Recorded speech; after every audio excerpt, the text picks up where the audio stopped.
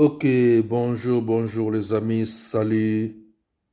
Toi qui me regardes, toi qui me suives, toi qui m'écoutes, disons si je peux dire, comment nous y est. J'espère que tu vas bien, j'espère que vous allez bien.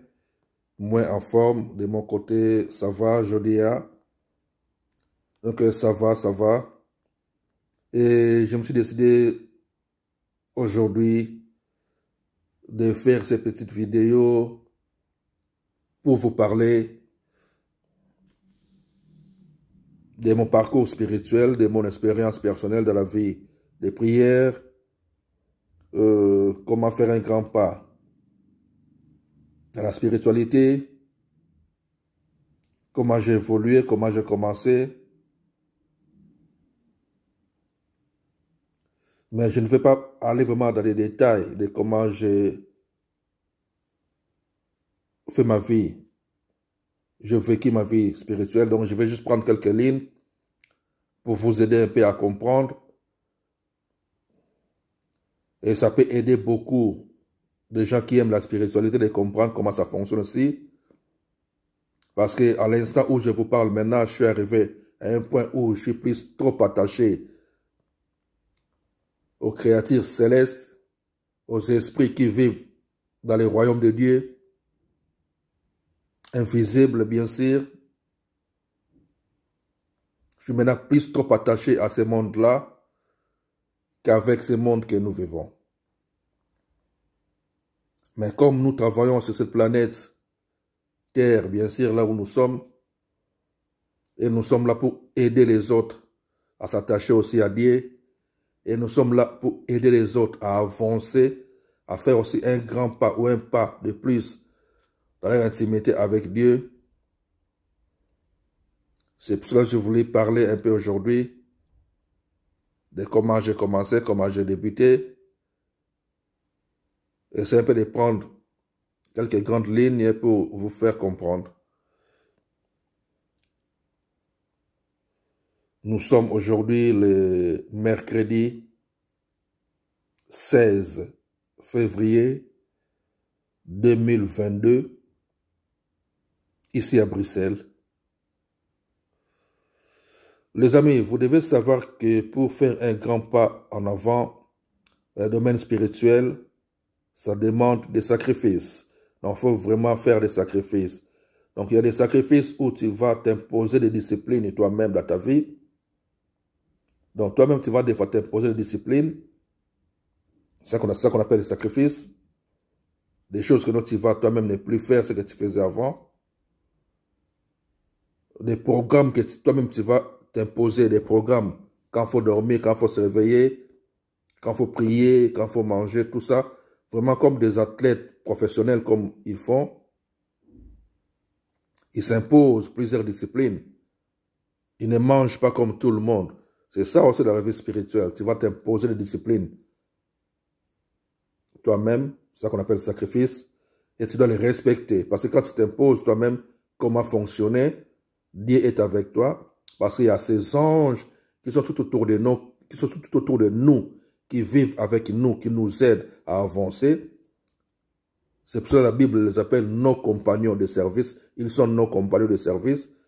Beaucoup, vous êtes là, ils sont là avec vous, sans que vous le sachiez qu'ils sont là avec vous, mais ils travaillent avec vous.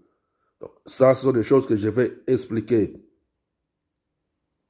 dans l'avenir ou dans quelques jours si j'ai le temps libre pour expliquer comment vivre en harmonie avec les êtres spirituels qui sont avec nous, qui fonctionnent avec nous, qui travaillent avec nous parce que ce sont nos compagnons de service. Vous comprenez? Mais aujourd'hui, comme je dis, je parle juste de comment moi j'ai débuté, parce que j'avais débuté très tôt, étant vraiment petit. Bien sûr qu'il y a eu des moments où j'ai lâché aussi, comme on dit, retourner dans le monde, retourner dans la vie païenne, comme on appelle ça. Mais il y a des fois où tu peux retourner toi-même, recommencer toi-même dans ton premier amour, revenir toi-même dans ton premier amour pour servir encore Dieu. Mais il y a des périodes où, que tu le veux ou pas, revenir, mais c'est l'esprit qui t'appelle et c'est Dieu qui t'attire d'une manière ou d'une autre soit par une maladie, soit par un problème, un événement, quelque chose qui peut arriver dans ta vie, qui fera vraiment que tu dois retourner à servir Dieu. Donc c'est comme ça que la vie fonctionne, c'est comme ça que notre Dieu traite avec nous. Et c'est comme ça aussi que ces anges qui travaillent avec nous, qui sont là avec nous, pour nous aider à avancer pour la gloire de Dieu. Vous comprenez?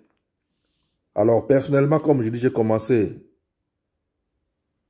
où j'avais commencé d'abord à aimer la vie de prière et à aller à l'église, comme on dit, à la messe, tous les dimanches matin ou tous les samedis soirs de temps en temps, depuis les années 70, étant trop jeune chez les catholiques bien sûr, donc j'avais commencé là-bas. Je ne manquais pas les messes, soit le dimanche matin ou le samedi soir, parce que j'étais vraiment trop attaché à l'église catholique. Et maintenant, vers 1985, lorsqu'on est arrivé à 1985, j'ai commencé à fréquenter de temps en temps quelques églises dites de réveil ou évangéliques, comme on les appelle. Et comme je suis né de la ville de Kinshasa, à la République démocratique du Congo, donc vers 1985, là, j'ai commencé maintenant à fréquenter une église ou un groupe de prière, comme on les appelle à ce temps-là, un groupe de prière, dans la commune de Kassavubu, Sravni, Chaba, Croisement, Bomboma. Pour ceux qui connaissent ces quartiers, donc j'allais vers 1985, 86, de temps en temps, dans ce groupe de prière-là qui était Sravni, Chaba, Croisement, Bomboma. Mais avant cela, bien sûr, j'avais eu ma première communion à l'église catholique. Comme je dis que j'étais trop attaché là-bas.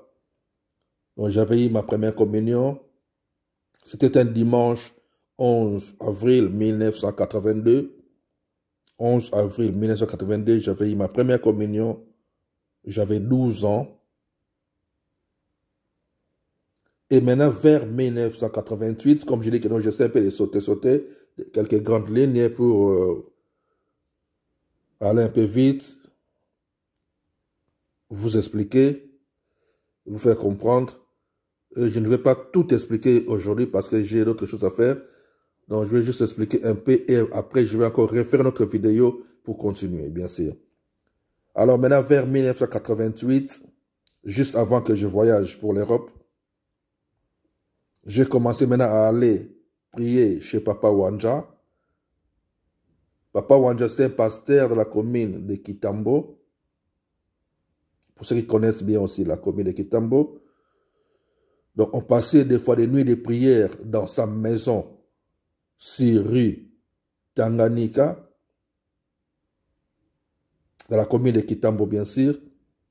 Et de temps en temps, j'allais assister à des cultes de Papa Wanja, toujours dans une ancienne salle de cinéma. C'est là où il faisait ses cultes le dimanche ou dans la semaine, c'est le soir aussi de la semaine. Cyril Omami, vous comprenez? Et je me rappelle même que avant que je connaisse Papa Wanja, avant que je commence à aller de temps en temps dans son église, ou lorsque je commençais à aller là-bas, j'ai découvert que non, mais oh, ben son fils, c'était un ami, qu'on a été ensemble à l'école, la même classe bien sûr, à Athénée de la Gombe, vers 1983-85, si je me souviens bien, 83-85, j'étais avec son fils, au nom de Claude Wanja. Donc j'ai commencé à aller là-bas chez ce papa-là de temps en temps, bien sûr, avant que je voyage. Je ne sais pas trop non plus parce que juste après, j'avais voyagé. Ok, là, je vous parle, comme je dis, de mon expérience dans l'accélération de la vie spirituelle. Alors, on arrive maintenant vers 1990. 93, 94. Comme je dis, je vais sauter un peu. Parce que je me rappelle même vers 91, non, 90, j'ai assisté une fois dans quelques réunions de prière aussi. Ça, c'était à Paris, vers 90. J'ai assisté de temps en temps dans quelques réunions de prière. J'étais des fois invité par des amis, des copines comme ça, vers 90. Ça, c'était à Paris. Et maintenant, quand je dis 1993, 94, là, maintenant, j'étais en Allemagne. Et que j'avais déjà, à ce temps-là même, abandonné la vie de prière. Mais il y avait eu quelque chose de mystique qui s'était produit, que je n'avais même pas compris. Parce qu'à ce temps-là, j'étais vraiment trop attaché au monde des affaires, comme on dit, le monde des business, vous comprenez?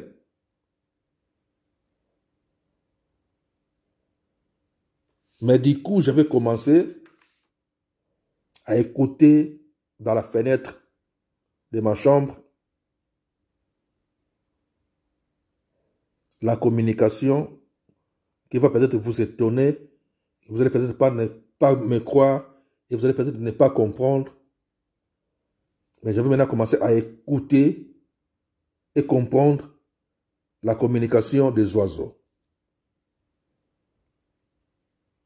Au départ, je ne comprenais pas ça. C'est quoi ça? Et ils s'approchaient moi trop près de ma fenêtre parce que ma fenêtre donnait derrière, comme, il y avait comme un grand jardin derrière ma chambre. Et j'habitais aussi dans une petite ville à Heilbronn. Pour ceux qui connaissent l'Allemagne, c'est à Heilbronn. Heilbronn, c'est non loin de Stuttgart, non loin de Mannheim. Mannheim, Stuttgart, Heidelberg, tout ça. Moi, j'étais à Heilbronn.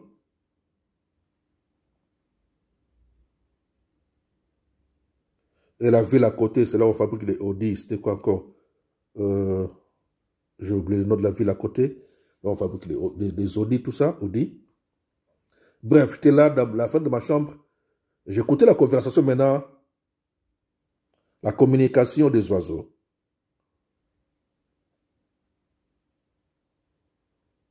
Et pendant que je les écoutais, du coup, il y a même eu des autres qui ont commencé à me parler, à moi. Et j'écoutais, je comprenais.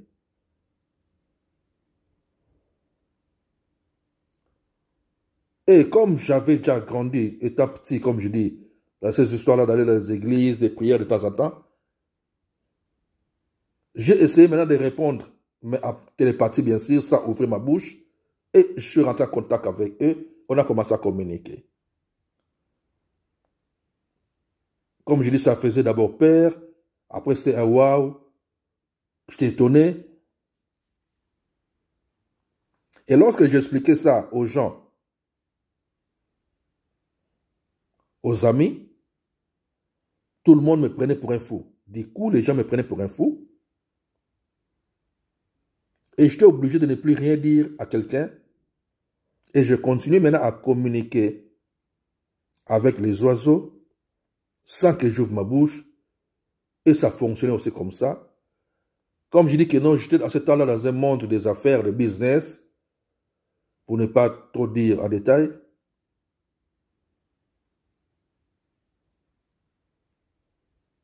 Donc, il y avait même des fois où ce sont les oiseaux qui me disaient, quand il faut se déplacer, que là où tu es, ce n'est pas bien, il faut quitter là, va par là, va ce côté, va ce côté. Donc, c'était comme ça.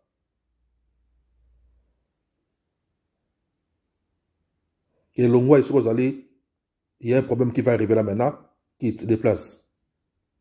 Et du coup, c'était pareil,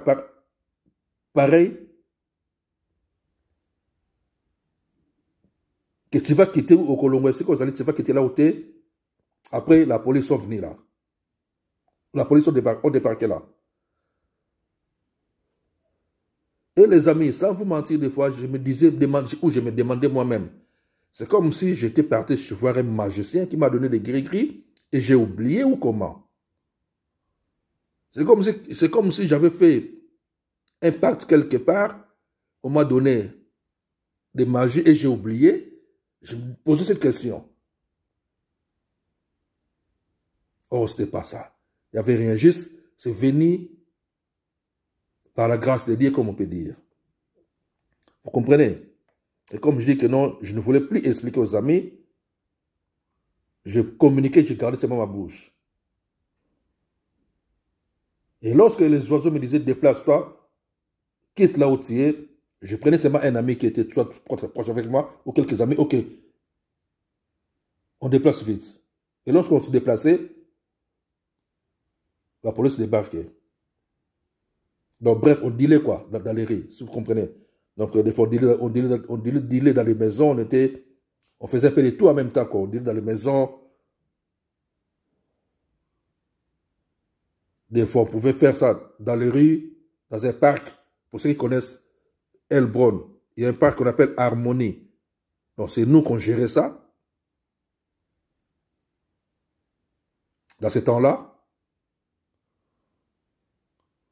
malgré que nous, on contrôlait aussi, si je peux dire, bon, en gros, contre la détail, ce n'est pas bien. Donc, en tant que mon gros son, qu'on distribuait un peu partout, mais on faisait aussi des tailles.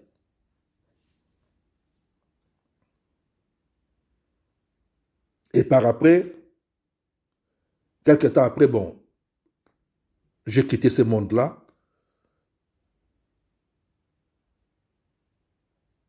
Et cette communication aussi a mis fin.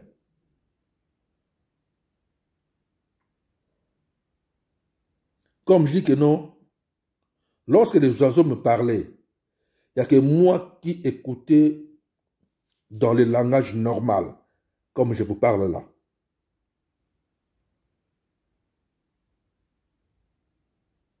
Mais pendant que les personnes qui sont avec moi, qui sont tout autour de moi, vont écouter les oiseaux seulement comme on a l'habitude de les écouter, vous comprenez? Comme ils sifflent là.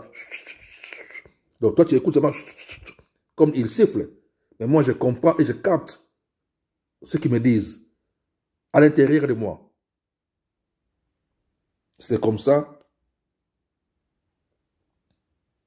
Comme je dis, donc moi, j'écoutais vraiment des paroles.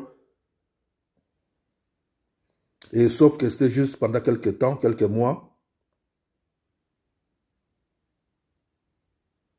Et après, c'était arrêté. Je devais retourner en Afrique. Et en Afrique, maintenant, j'ai, par après, repris maintenant, vous l'avez des prières que je vais vous expliquer dans une autre vidéo que je vais encore faire, soit dans quelques heures ou demain. Que Dieu soit avec vous, que Dieu vous bénisse, que Dieu vous aide à avancer toujours en avance dans le domaine spirituel. Et vous pouvez lire, je vous conseille de lire le livre des Nombres. Je dis le livre des Nombres, chapitre 22. Nombres, chapitre 22, vous pouvez commencer à partir du verset 22. Donc vous allez voir l'histoire des prophètes Balaam avec son ânesse. Il y a l'histoire de ces Nombres, chapitre 22, à partir du verset 22. Il y a le prophète Balaam, il y a un ange et il y a l'ânesse de Balaam. Et vous allez voir maintenant la communication de ces trois êtres-là. Il y a Balaam, il y a ânesse, qui est un animal, et il y a un être spirituel qu'on appelle un ange. Vous allez voir la communication de ces trois êtres-là et vous allez comprendre ce que je viens de vous dire et je vous ferai la suite par la grâce de Dieu. God bless you all.